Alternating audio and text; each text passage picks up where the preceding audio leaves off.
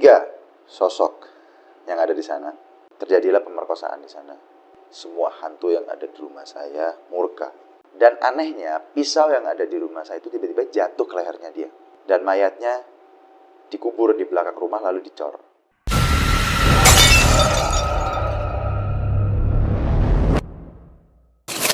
Halo Sobat MTB, kembali lagi di Lingser Wengi.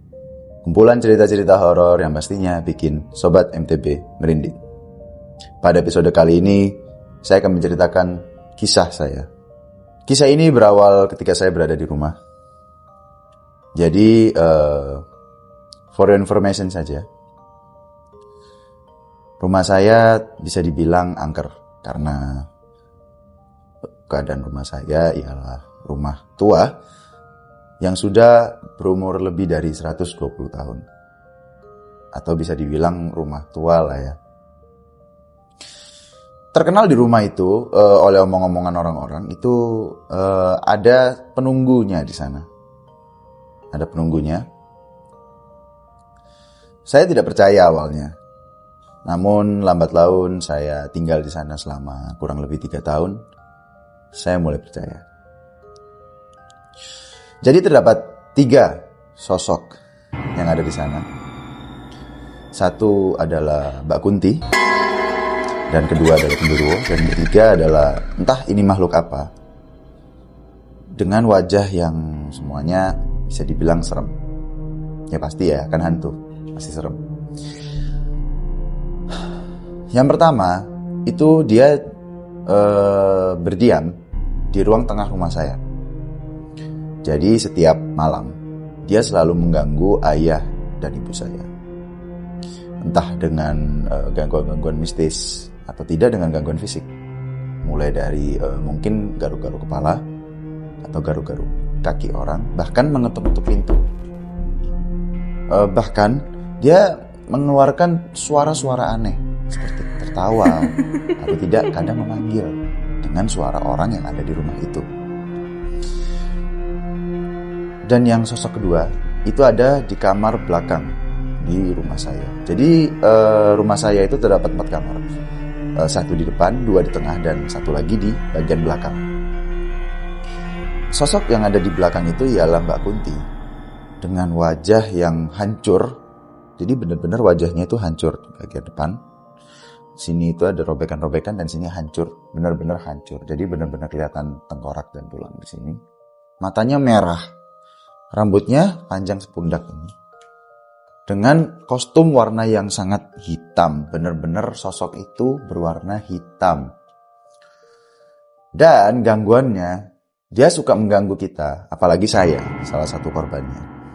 Dia selalu nyamperin kamar saya. Ya kadang di tengah malam ketika saya setengah tidur, setengah sadar, dia selalu menyamperi saya. Dengan tertawa atau mungkin tiba-tiba mengetuk-ngetuk lemari saya. Ngetuk-ngetuk lemari ini mengganggu sekali loh teman-teman. Ketika kita pengen tidur, terus tiba-tiba diketok, apalagi diketoknya sama makhluk halus, kita gak bisa bales. Gimana rasanya?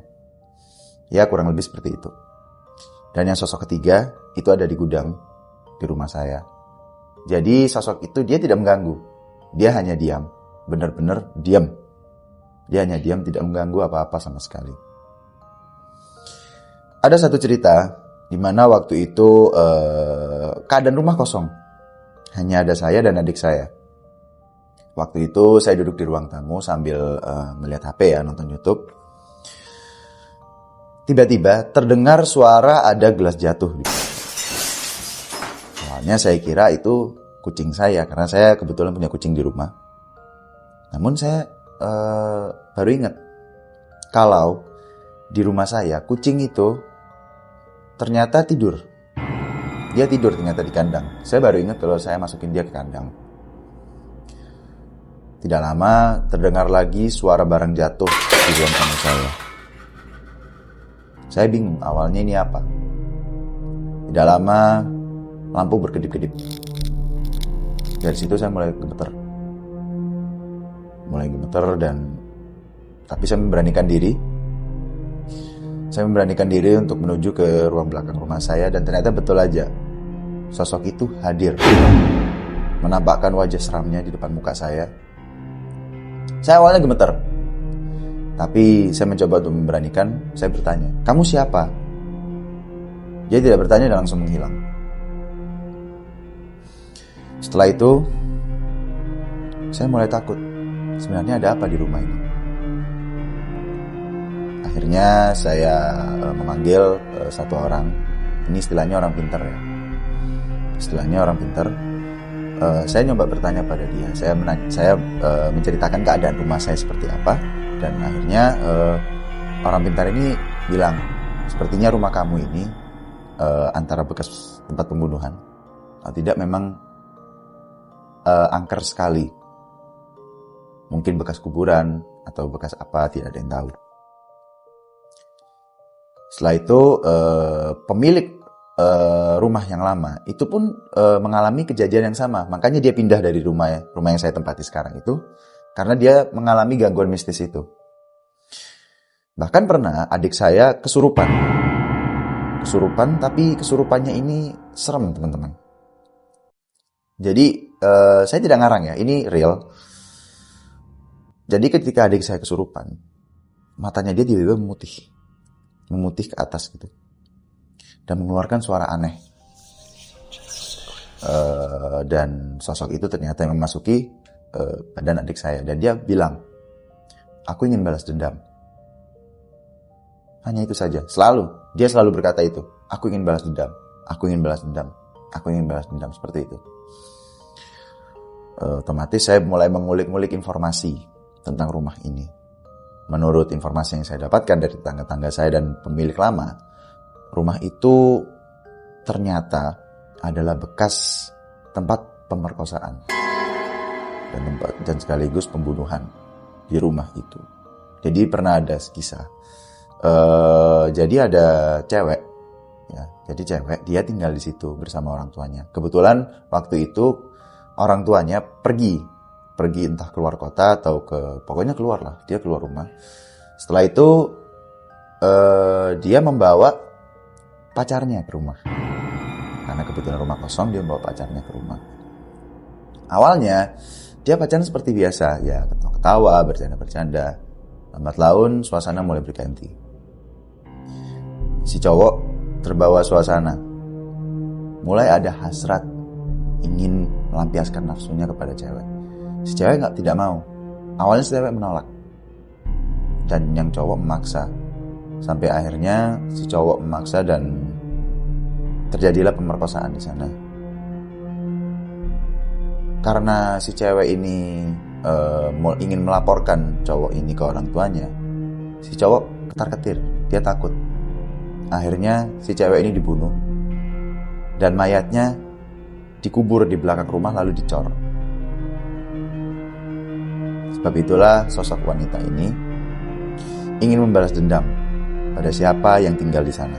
Dia membalas dendam kejadian dia yang ada di masa lalu. Sosok yang kedua, yaitu kalau saya gambarkan, sosok ini dia wajahnya seperti kartu Queen yang ada di Remi. Mungkin kalian tahu wajahnya Queen yang ada di Remi. Kurang lebih seperti itu, namun dengan wajah yang sangat seram sekali. Wajahnya seperti Queen, tapi Queen yang seram. Jadi bertaring, giginya bertaring. Dia bukan gigi biasa, tapi gigi bertaring. Mata yang sangat merah menyala, namun dengan rambut yang diikat seperti Queen. Dia tidak mengganggu. Dia tidak, maksudnya bukan mengganggu. Dalam artian dia tidak mengganggu dalam hal mistis, tapi mengganggu dalam hal psikologi. Dia selalu berbisik kepada orang yang duduk di ruang itu. Jadi setan ini, hantu ini ada di ruang tengah. Benar-benar ada di ruang tengah, dan dia selalu membisik kepada orang yang duduk di sana. Berbisik dengan kata-kata, "Kamu akan mati. Kamu sebentar lagi akan mati." Saya pun juga pernah jadi korbannya dia. Dia berkata kepada saya, "Kamu sebentar lagi akan mati." Namun saya selalu mengalihkan pikiran saya. Saya selalu mengalihkan pikiran saya ke hal-hal positif ya. Saya tidak memikir, oh itu cuma angin, Atau mungkin, itu suara HP aja. Karena adik saya kebetulan suka main HP. Dan suaranya keras kalau misal dia nyetel HP. Tapi suaranya itu tepat di sebelah kuping saya dan berbisik seperti itu. Waktu itu adik saya kesurupan lagi. Dan kesurupannya ini aneh teman-teman. Ketika kesurupan, sama keadaannya. Mata dia memutih. Tapi apa? Dia mengeluarkan busa dari mulut. Jadi benar-benar dia kesurupan tapi sambil sakaratul maut alias hampir mati. Dia udah setengah mati dengan kejang-kejang seperti itu. Benar-benar kejang. Dari tangan dia itu ke depan seperti ini. Kakinya dia lurus, terentang, tapi udah dalam keadaan kaku dan berbusa. Di situ keluarga kami mulai takut. Ada apa di rumah ini?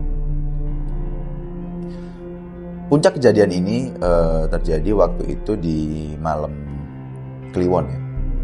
Malam Jumat Kliwon. Waktu itu kebetulan orang pintar yang waktu itu saya temui, dia datang ke rumah. Dia datang ke rumah untuk mengecek gimana sih keadaan di rumah ini. Ketika awal dia masuk, suasana rumah langsung berubah. Vibes-nya langsung berubah jadi seram. Seram dan entah kenapa di hati itu gak enak banget. Kita feeling itu gak enak banget, kayak ada apa sebenarnya di rumah.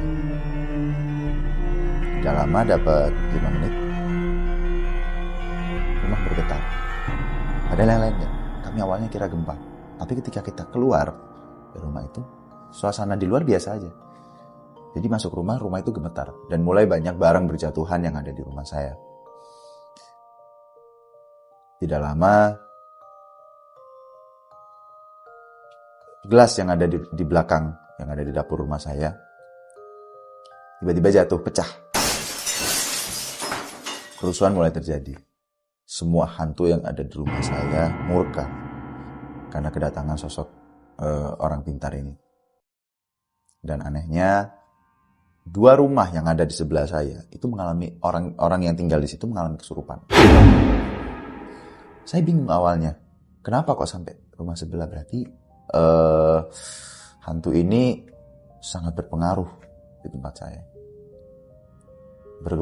Tiba-tiba rumah saya gemetar. Bergetar entah kenapa. Saya mulai takut di situ. Saya mulai beranikan, saya ingin mengusir sosok itu.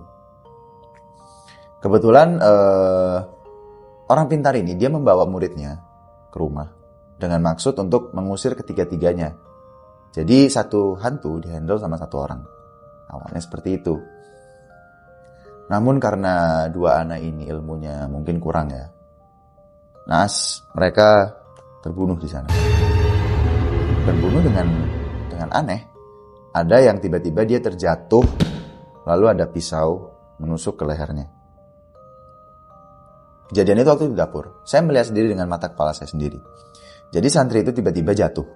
Entah disenggol, entah apa. Entah dia menyenggol sesuatu, saya tidak tahu. Tiba-tiba dia jatuh. Dan anehnya, pisau yang ada di rumah saya itu tiba-tiba jatuh ke lehernya dia. Satu murid itu mati. Meninggal di tempat. Benar-benar meninggal dengan keadaan darah yang bercucuran. Lalu santri kedua, dia masuk ke dalam gudang untuk mengusir hantu yang ada di situ. Namun nasibnya sama. Dia mati ketimpa oleh barang-barang yang ada di gudang. Jadi di gudang saya itu barang ada 1 di bawah, 1 lagi di atas. Dia tertimpa yang atas. Dalam keadaan jadi ketika dia masuk gudang, tiba-tiba gemetar dan penyangga yang untuk menumpuk barang yang ada di atas itu tiba-tiba roboh. Dan menimpa kepala murid ini dan mati di sana. Kepalanya pecah, benar-benar darah berciprat di mana-mana. Waktu itu saya mulai takut. Bukan mulai takut, saya sudah takut. Sudah takut, gemetar dan ingin keluar dari rumah itu. Namun tidak bisa. Saya dihalangi oleh penunggunya. Dan dia berkata, saya ingin balas dendam. Sama seperti itu. Dia ingin balas dendam. Selalu berkata seperti itu. Saya mulai takut. Ketika saya ingin membuka pintu, tiba-tiba pintu terkunci. Padahal nggak ada kunci di sana. Saya mencoba membuka kunci yang ada di dalamnya, namun tidak berguna. Tetap tidak bisa terbuka. Saya terperangkap di dalam rumah dalam keadaan takut. Namun untungnya orang pintar ini dia kuat. Dia kuat dan bisa mengganggu makhluk halus ini. Dan syukurlah saya bisa keluar dari rumah itu dan saya langsung pindah. Waktu itu ke rumah bude saya. Bude itu kalau di bibi saya, ke rumah bibi saya. Hanya itu saja kisah yang bisa saya sampaikan pada episode Lingser Ungi kali ini. Sampai jumpa di episode Lingser Ungi selanjutnya. See you.